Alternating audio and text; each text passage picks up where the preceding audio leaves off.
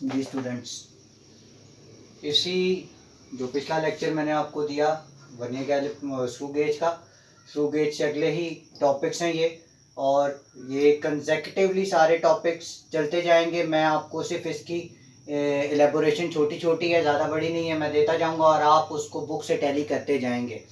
और जो आपको पिक्चर स्नैप्स दूंगा उसमें सब टॉपिक्स के टॉपिक वाइज क्वेश्चंस बने हुए हैं, नोट्स बने हुए हैं कि जी किसका आपने नोट कॉपी पे लिखना है। अगर उस कॉपी के उस बुक के ऊपर उस हेडिंग के ऊपर लिखा हुआ है कि right a note on this, तो फिर आप उसका पूरा वो बड़ा क्वेश्चन है पूरा टॉपिक लिखेंगे और अपनी कॉपी पे नोट करेंगे। और जो हाईलाइटेड क्वेश्चंस हैं वो आपकी डेफिनेशंस हैं, वो मैं आपको हाईलाइट करता रहूँगा बुक पे, वो मौजूद हैं। उसके बाद हम ज़रा नेक्स्ट टॉपिक्स पे आते हैं। Mass measuring instruments.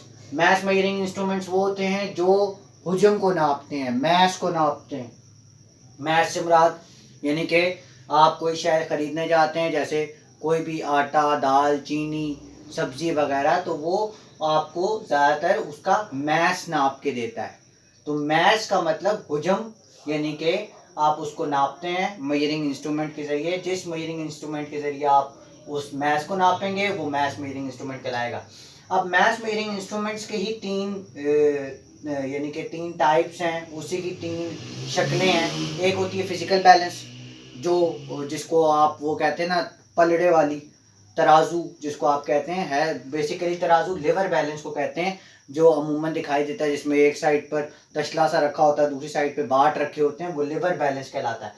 और जिसमें दोनों साइडों पे पलड़े होते हैं वो आपका क्या कहलाता है, फिजिकल बैलेंस। वो उसमें एक साइड पर आप यानी कि जो एक स्टैंडर्ड वेट है वो रखते हैं, यानी कि 1 किलोग्राम, 2 किलोग्राम, 3 किलोग्राम जो भी है एक साइड पे वो लिखते हैं और कंपैरिजन करते हैं उसको यूं सीधा रख के, जैसे खुसूसन ये जो छाबरी वाले होते हैं, रेडी वाले होते हैं, उनके पास ये वाला फिजिकल बैलेंस होता है, उससे भी मैच नापा जाता है। फिर लिवर बैलेंस, जो छोटे मोटे किराना स्टोर्स हैं उसके पास लिवर बैलेंस मौजूद होता है। उसमें एक साइड पर जो सीधी साइड होती है लोहे की, उसके ऊपर बाट रखे जाते हैं, यानी कि किलोग्राम, 1 किलोग्राम, 2 किलोग्राम, 3 किलोग्राम का वो बाट होता है, वो रखा जाता है। और दूसरी साइड पर वो एक तशला सा होता है जिसके अंदर आप चीज़ें रखकर उसको भी कंपेयर कर लेते हैं, इसको लिवर बैलेंस कहते हैं।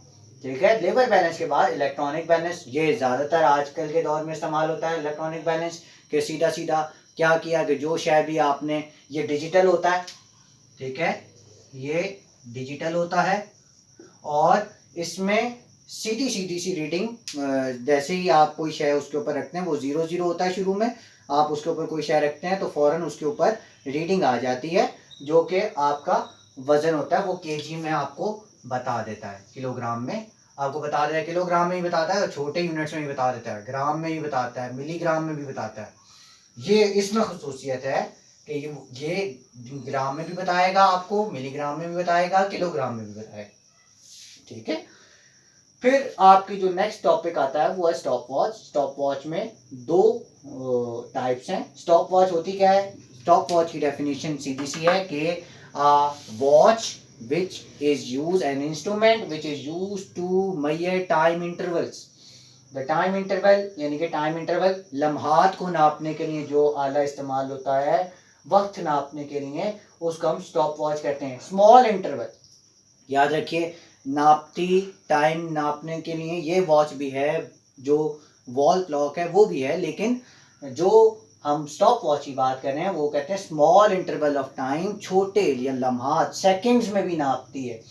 तो मैकेनिकल स्टॉप वॉच जो है उसके अंदर एनालॉग जिसको हम कहते हैं, इसके अंदर एक नीडल होती है, वो 0 पर रुकी हुई होती है। जैसे ही आप उसके ऊपर एक नॉब है, आपके बुक पे पेज नंबर आपका जो है वो पेज नंबर 18 है, इसमें ये बनी हुई है फिगर 1.17, ठीक है, उसमें ये स्टॉप वॉच है, ये इसकी ऊपर वाली नॉब है, इसको दबाते हैं तो ये स्टॉप वॉच स्टार्ट हो जाती है। इसका लीस्ट काउंट जो है, यानी कि सबसे छोटा लीस्ट काउंट, सबसे छोटी जो मेजरमेंट है वो लीस्ट काउंट कितनी होती है? 0.1 सेकेंड, 0.1 सेकेंड। लेकिन इसी के बरक्स जो दूसरी है digital stop watch, digital stop watch का जो लीस्ट काउंट है वो इससे भी छोटा है, जो कि 0.01 सेकेंड है। 0.01 सेकेंड्स तक वो टाइम इंटरवल को नाप लेती है। समझ में आ रही मेरी बात? उसके बाद मेजरिंग सिलेंडर ऐसी है कि जो कि आपका यानी कि वॉल्यूम नापने के लिए इस्तेमाल होता है, खुसूसन लिक्विड के लिए। ठीक है, अब इसमें देखें, अब सिलेंडर इसमें देखिए वॉल्यूम इन मिलीलीटर, इसके अंदर एक जार सा है। मेजरिंग सिलेंडर इस तरह का होता है। इसके अंदर यहाँ पर रीडिंग्स होती हैं। ठीक है, इसके अंदर बिलफर्ज आपने पानी भरा इस जगह तक। ठीक है, तो फिर आप इसको, ये मिलीलीटर्स में होता है, ml में शो करता है रीडिंग्स, मिलीलीटर में। ठीक है, तो जब आप इससे देखेंगे कि इसके अंदर वॉल्यूम कितना है किसी भी लिक्विड का, तो आप कभी भी ऊपर से नहीं देखेंगे, ऊपर से नहीं देखेंगे। जब ये जो लेवल है, इसकी लेवल की सीध पर अपनी आई साइड को लेकर आएंगे, अपनी आई को इस सीध पर ऊपरी सतह के जहाँ पर इसकी रीडिंग स्टॉप हो रही है, इसकी ऊपरी सतह जहाँ पर आके टच हो रही है, वो इसका वॉल्यूम है। ये 0 से लेकर अपवर्ड इंक्रीज हो रही होती है और ये आपका वॉल्यूम कहलाएगा। ये मेजरिंग सिलेंडर इस काम आता है किसी भी लिक्विड के जो वॉल्यूम को नापने के लिए। उसके बाद इसमें 0 से लेकर 200 ml और बड़े जो हैं मेजरिंग सिलेंडर्स भी मौजूद होते हैं। अब how to use a measuring cylinder वो भी मैं आपको बता चुका हूँ कि कैसे इस्तेमाल करना है, किस काम आता है। ये दोनों बातें हो चुकी हैं, ये कंसेक्यूटिवली बातें हैं जो एक के बाद एक चलती आएंगी। ठीक है, अब उसमें देखिए कि नेक्स्ट आप नापेंगे कैसे। देखें बिलफर्ज शुरू में जो यानी कि इसमें अगर मैं कहूँ कि शुरू वाला वॉल्यूम, उसको मैं वी आई कह दूँ, इनिशियल वॉल्यूम अगर 0 है और आपने उसमें पानी भरा, पानी भरते भरते वी एफ फाइनल वॉल्यूम जो है वो 16 ml तक पहुँच गया, तो आप कैसे निकालेंगे फाइनल वॉल्यूम? यानी कि फाइनल वॉल्यूम इस तरह आ जाएगा, V F minus V I is equal to volume आ जाएगा, which is equal to 16 minus 0 which is equal to volume. तो 16 ही आंसर आ जाएगा, 16 ml। ठीक है, तो इस तरह काम होगा।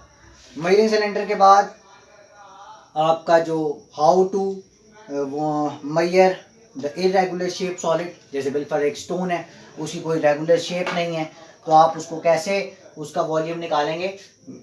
मेजरिंग सिलेंडर लीजिए, उसके अंदर पानी भरिए, पानी भर के ख़ास लिमिट तक, जितनी एक ख़ास कैपेसिटी हो, एक मियाना रवि के साथ मेजरिंग सिलेंडर को भरें और उसके बाद उसके अंदर वो जो स्टोन है वो डाल दीजिए। तो जैसे ही स्टोन उसकी तह में पहुंचेगा, वो जो लिक्विड है वो इंक्रीज कर जाएगा, यानी कि अपनी सतह से बुलंद हो जाएगा। जैसे बिलफर्ज अगर उसका जो लिक्विड का वॉल्यूम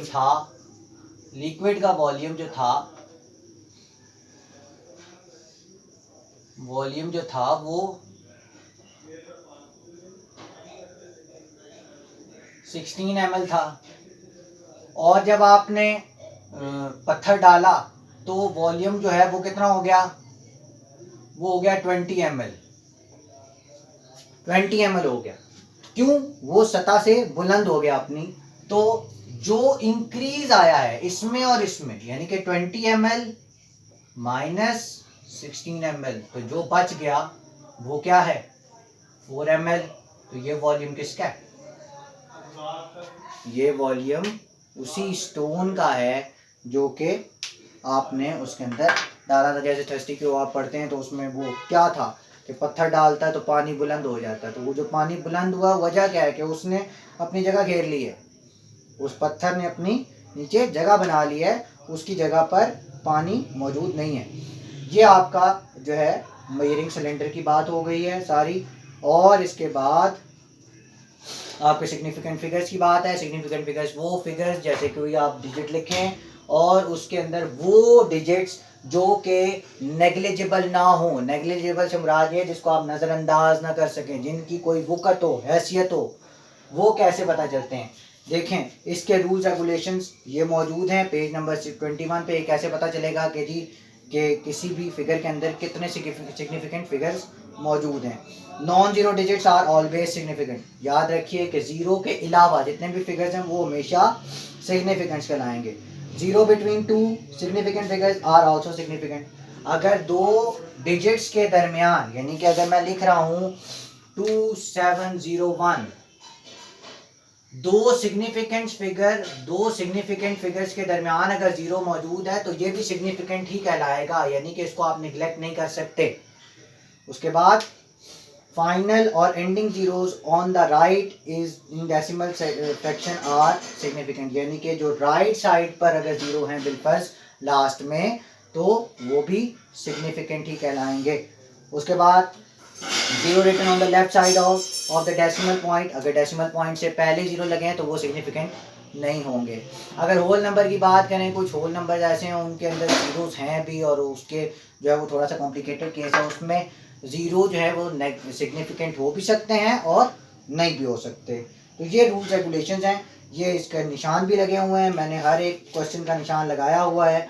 ये आपका जो सारा टॉपिक है, इसमें पेज नंबर 22 तक आपका ये सारा